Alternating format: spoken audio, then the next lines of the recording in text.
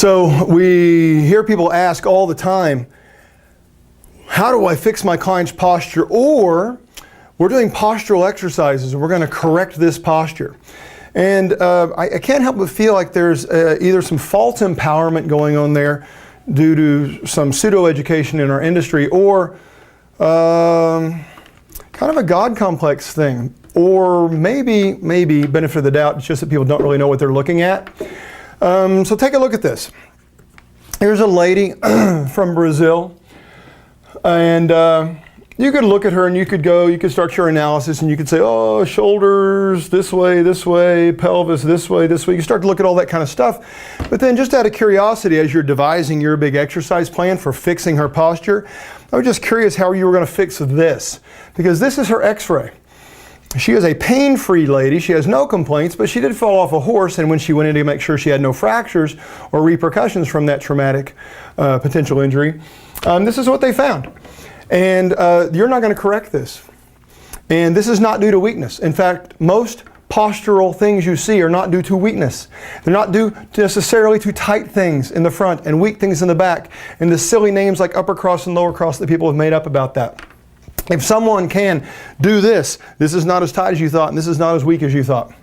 And the biggest thing is that there's no way to create enough strength to automatically fight gravity. That'd be like saying, I'm going to make my shoulder flexors so strong with exercise that my arm just stays up here fighting gravity all day long. As I walk around, my arm is just here because, look, I made it so strong. And I'm going to do the same thing with posture, that the second you wake up in the morning, that your strength you created, just like, yeah, you're like in superhero mode or something like that.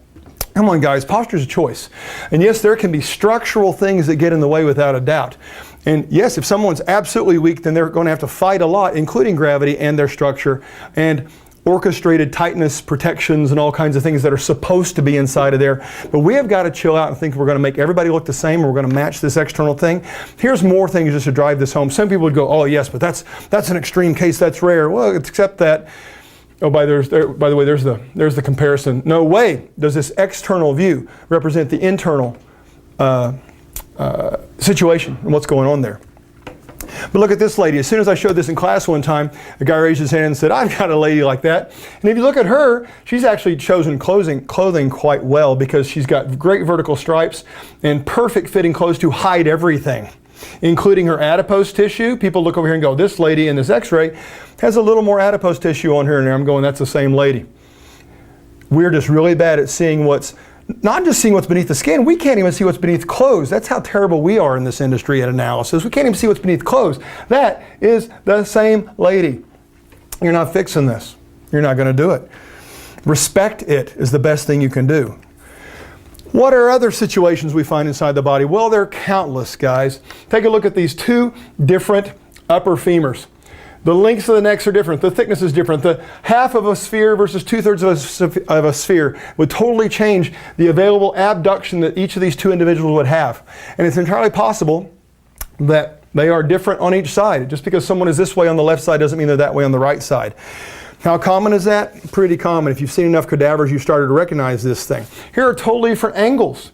Angles themselves, which are going to totally affect, again, something like ab and adduction, as well as a variety of other planes of influence. This guy doesn't seem to understand that. I love this guy, Mr. Russian flexibility. You add Russian in front of anything and it's just like it's really cool, right? And must be super high tech. This dude says if you can do this, nothing stops you from doing the nothing stops you from doing the splits. Nothing but reality, because this guy is not even capable of doing the splits in the position he's in.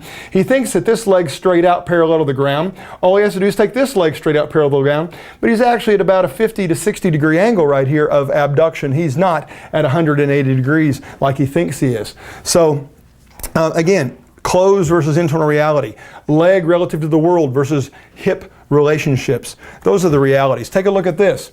Two completely different torsions throughout the femur. Both of these have the knee condyles laying flat on a table.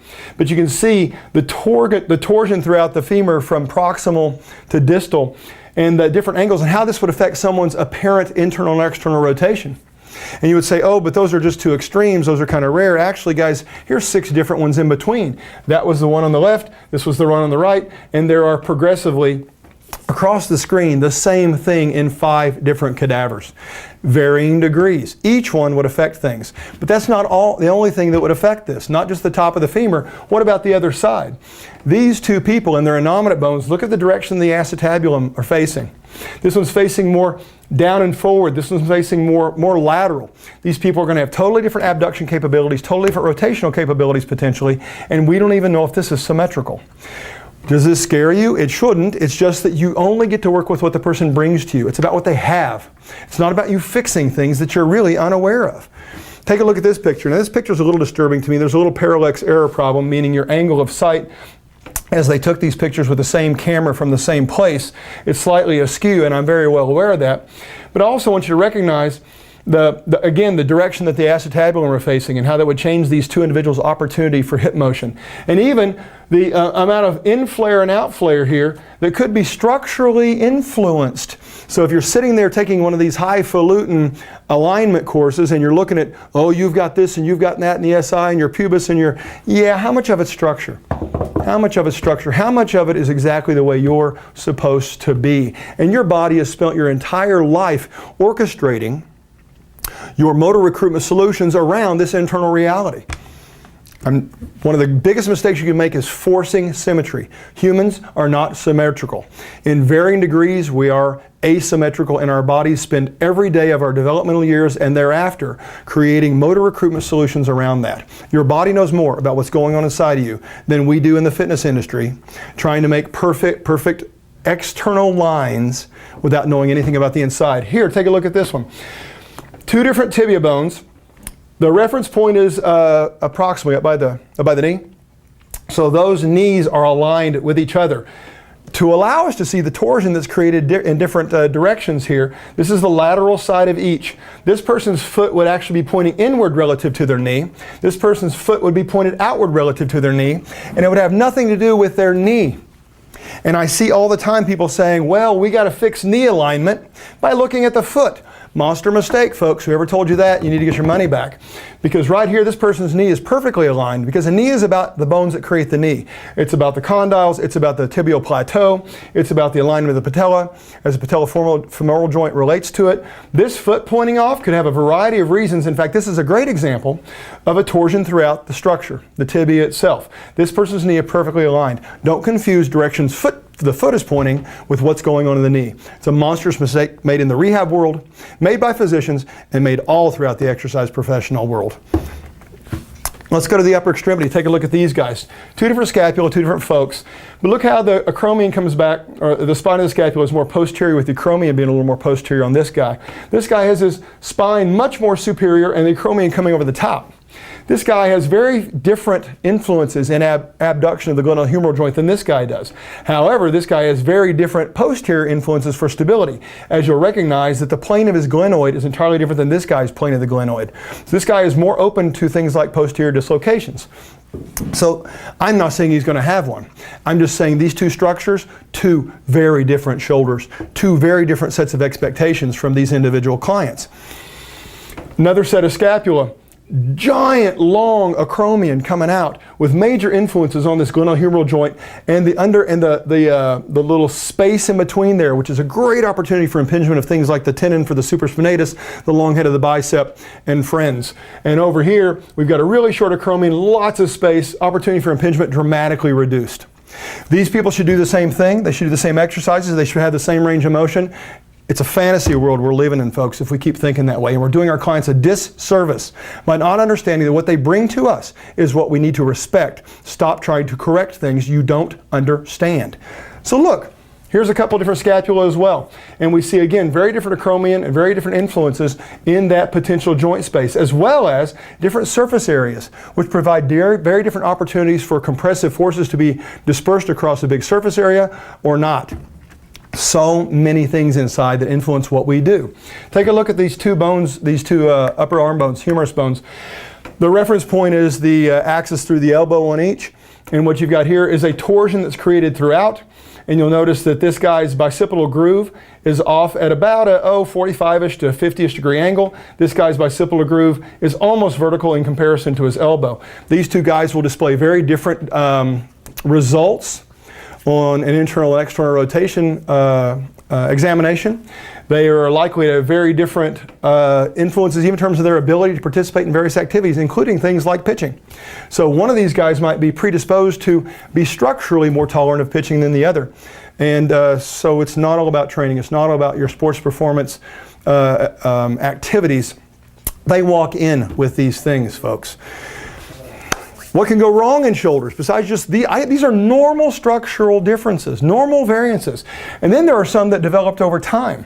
These are osteophytes. The world calls them bone spurs. This shoulder was about 2002. It is unencumbered. It's perfectly normal anatomy. 8 years later, 2010, this shoulder has, as you can see, this little change in bone down here, this bone growth, often associated with arthritis, often associated with structural instability, ligamentous instability, passive instability, we might call it. And this is deceiving because if we were to see the full three-dimensional set of x-rays, it's not just poking out the bottom. It's actually like an Abraham Lincoln beard with the sideburns coming up on the front and on the back. So it kind of influences in a lot of different ways, okay? You like the Abraham Lincoln thing, don't you? Take a look at this guy, totally different guy. This is his left shoulder, and it is completely closed down when he's down here with his arm by his side. There is nothing left. There's no place to go. And you're going to stretch this and make it better. Guys, you got to rethink the imposition of range. It's about what they bring to you that you get to work with. Here's his other shoulder, by the way, with absolutely nothing going on in it, at least not structurally that we can see. So yeah, from left to right, this guy's going to be very asymmetrical. And if you're involved in activities where you're assessing muscular ability, meaning you're assessing the contractile ability at the lowest levels with something like muscle activation techniques or the like, these guys, you're never going to develop symmetry.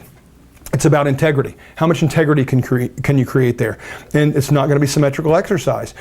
What if it's not a big deal? What if it's not all these big bony changes? Here's the beginning of bony change. And this may be difficult to see, but this is an acromioclavicular joint, an AC joint you probably heard of. This is the end of the acromion, end of the clavicle. And right here is a white shadow, if you will, that upon arthroscopic biopsy was found to be kind of the consistency of toothpaste.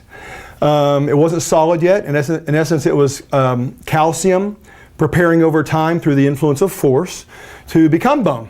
And it was already, though, even at this current relatively non-solid consistency, was still impairing the AC joint's ability to do the floating and movement that it should do.